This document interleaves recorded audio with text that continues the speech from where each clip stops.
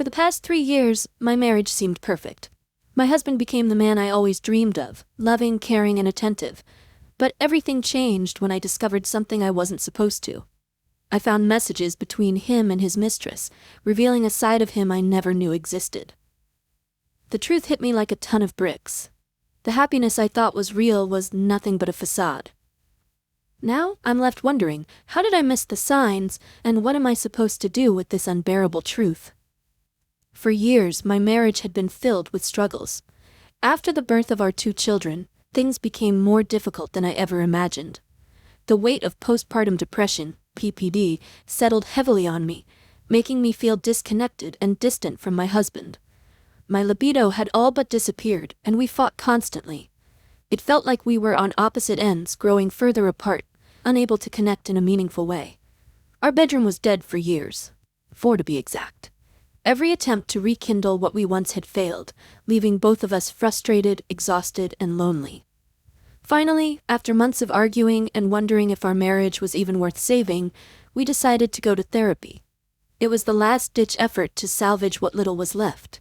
At first, I didn't see how therapy could fix anything. But slowly, things started to change. My husband Tom began paying attention to me in ways I had almost forgotten were possible. In the beginning, it was unsettling. Whenever he showed affection, I panicked, thinking it was just another attempt for sex, a demand wrapped in the guise of attention. But this time, it was different.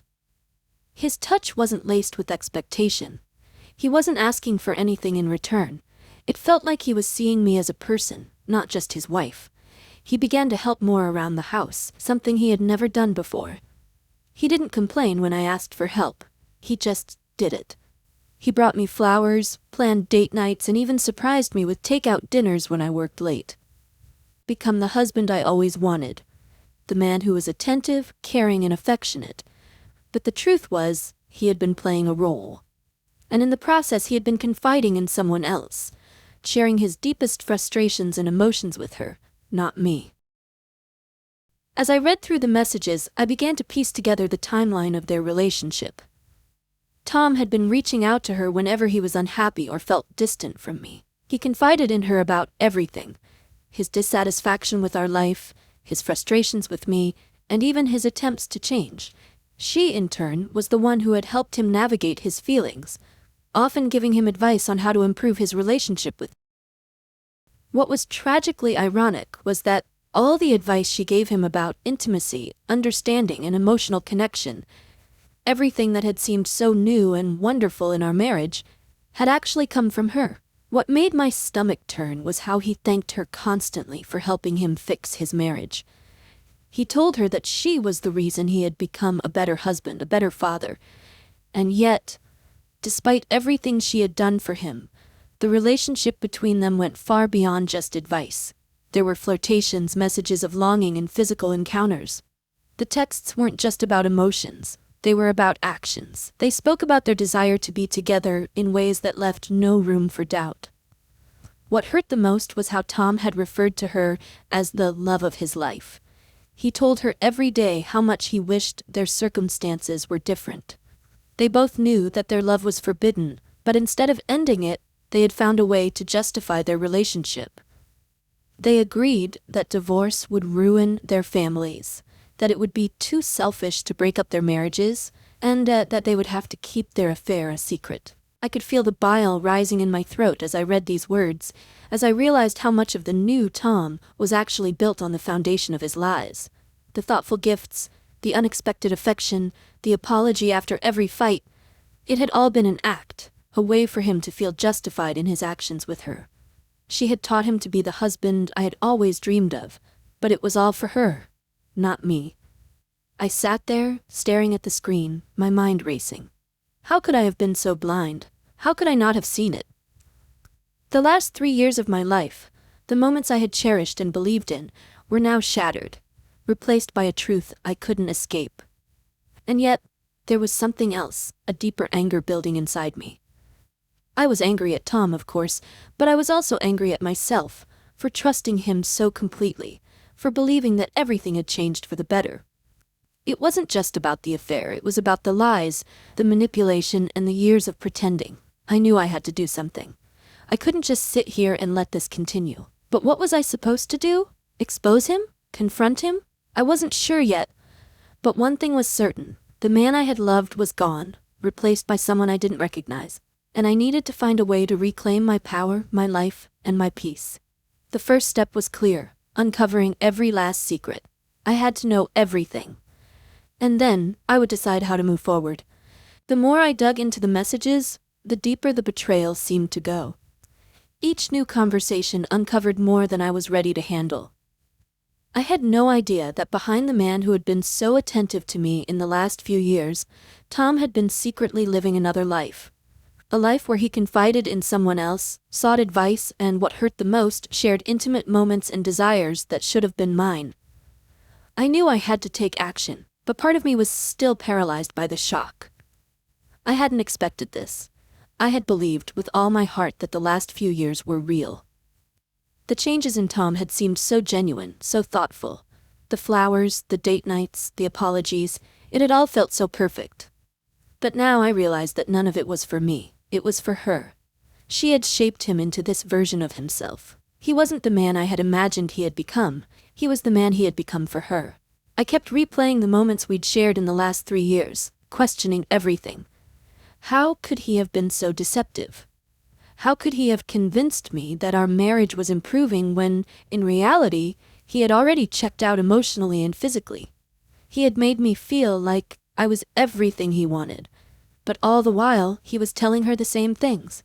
He was dividing his heart between 2 women. And I had been oblivious to it. What shocked me more than anything was how deeply embedded this affair was in our lives. The texts didn't just reveal his desire for her. They revealed how his relationship with Emily was woven into the fabric of our life. He would ask her for advice on gifts, vacations, and special moments for me. She had influenced every aspect of our relationship, and she had done it from the sidelines. He thanked her endlessly for making him a better husband. To him, she wasn't just an affair. She was the reason for his transformation. And it was crushing to realize that the improvements I had seen in him were all based on the advice of another woman. I spent days rereading everything, searching for something, anything, that would give me the clarity to make a decision. I wasn't sure how to confront him, or even if I was ready to. But the more I uncovered, the more certain I became that this wasn't just about an affair. This was about years of manipulation, lies, and emotional betrayal. The man I thought I was married to wasn't real. He was a shadow of the person he had become for her. The hardest part was seeing how much he depended on her. She had become his emotional support, the one he could turn to when things weren't going well, the one who made him feel validated. He had never turned to me in the same way. I had always been the one to support him, to hold things together, but he had given that role to someone else. And the worst part? He had convinced me that everything was fine between us, while secretly pouring his emotions into someone who wasn't me. I sat there, staring at the screen, unable to move. The man I had trusted, the man I had believed was my partner, had been betraying me for years. I wasn't just hurt, I was devastated. But I knew I couldn't stay in this limbo. I had to make a choice, and I had to make it soon. What did I want?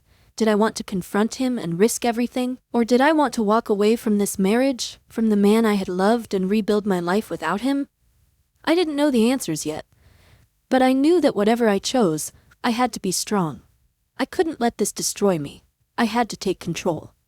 In that moment, I made a vow to myself. I wasn't going to let him, or her, define my future.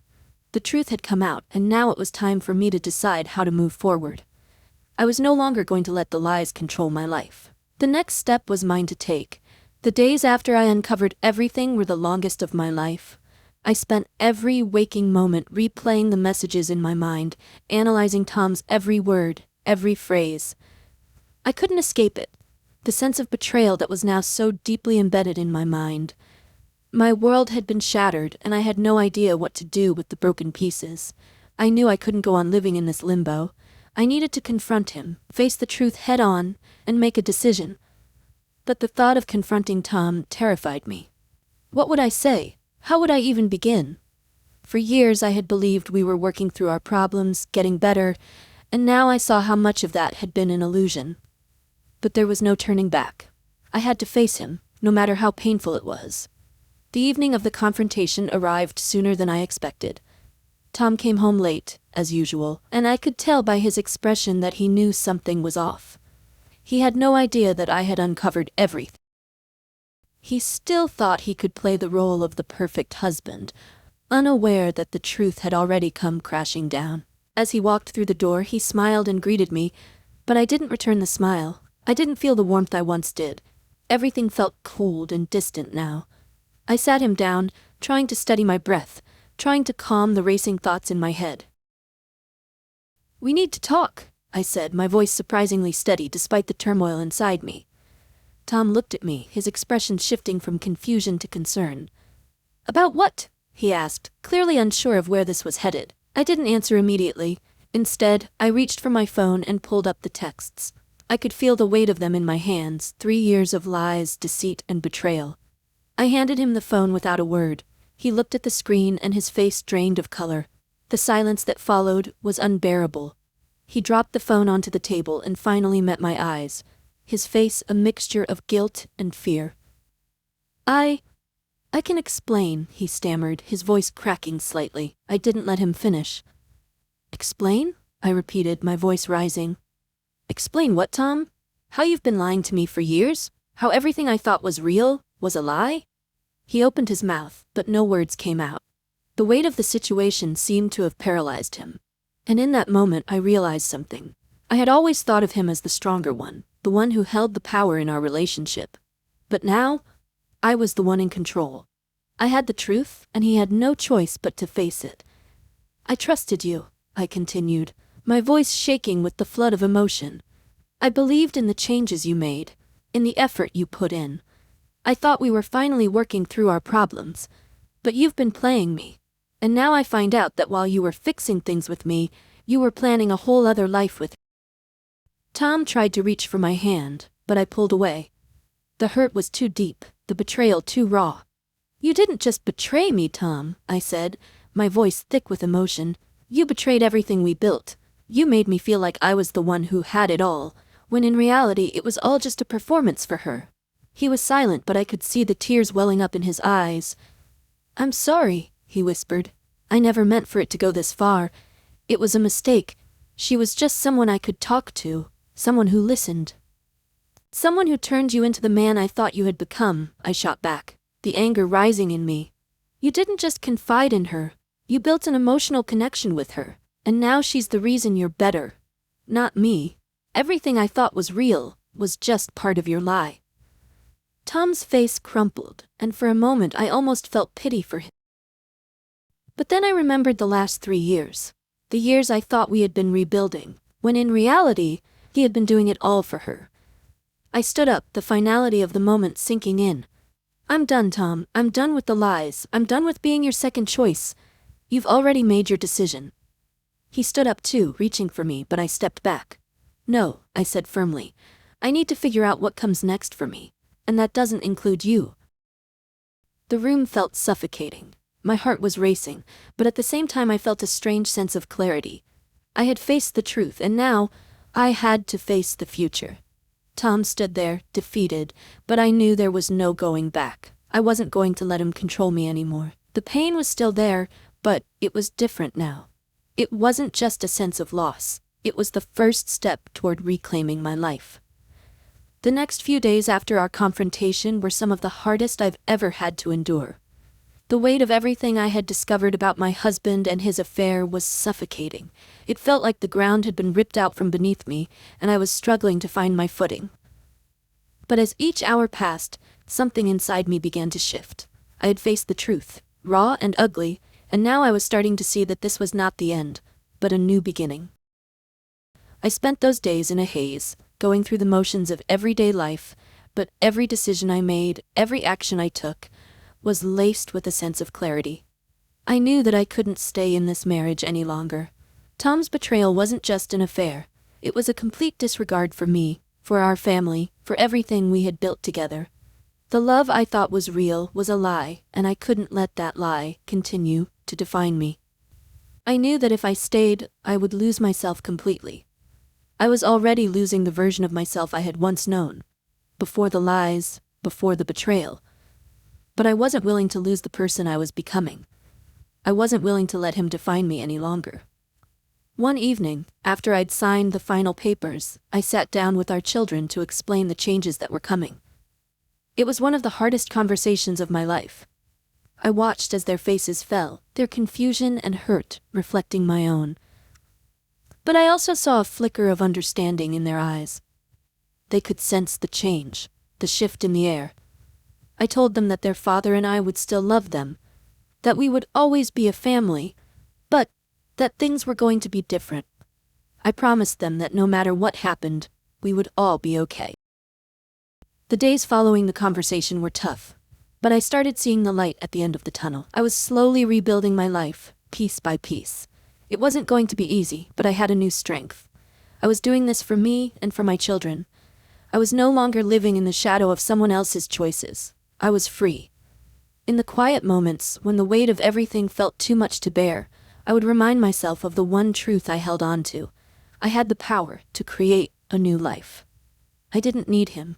I never needed him to define who I was. I could be strong on my own, and with that realization, I felt a quiet resolve settle in my chest. This was my journey now. This was my path. And no matter how painful it was, I was going to walk it with my head held high.